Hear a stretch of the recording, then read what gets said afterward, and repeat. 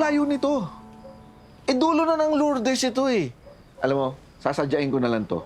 Magko-commute ako sa day off ko. Ay, mas okay kung itong bus ang gamitin mo. Para makita ko naman din sa tatay. Di pwede yun. Di ko naman ruta yun eh. Ano ba napapala mo dyan sa pagsunod-sunod mo sa mga utos at saka pag-oo mo sa mga tao? Ano nangyari sa'yo? Yumaman ka ba? Sakit mo naman magsalita. O bakit totoo naman O kita mo nga to si Otoy walang ginawa kundi mag-mobile games. Tamad pa yan kumuha ng mga pasahero. Nakita ko nga yun nung isang araw Kumukupit sa mga pasahe.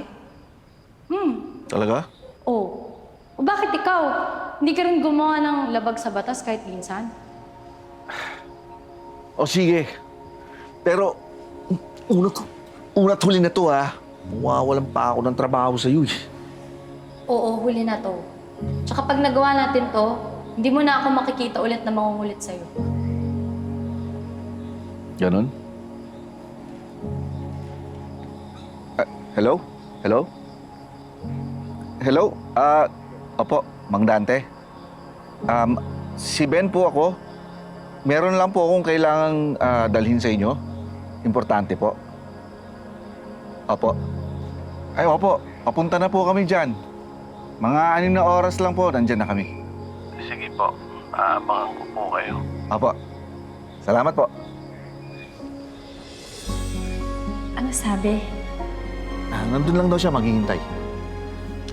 Buti na lang, meron siyang social media account. At tama yung nahanap natin, Oo, ako gumawa niyan Ginawan ko siya talaga ng account noon pa. Ano na kaya yung itsura niya yung tatay ngayon? Gusto mo makita?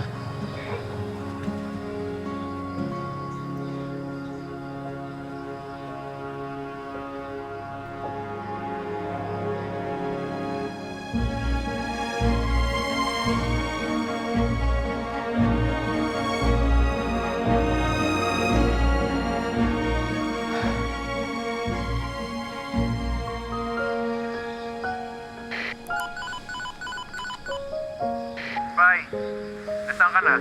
Garahe tayong maaga. Hindi na, bay. Pupunta muna ako ng Quezon. Dadaling ko tong bus. Wala lang maingay dyan, ha? Nahihibang ka ba, Bay? Malilintikan ka niyan. Huwag mo gawin yan, Bay. Mali yan. Hindi, bay. Tama ito. Ito nga lang yata yung tamang gagawin ko sa buhay ko,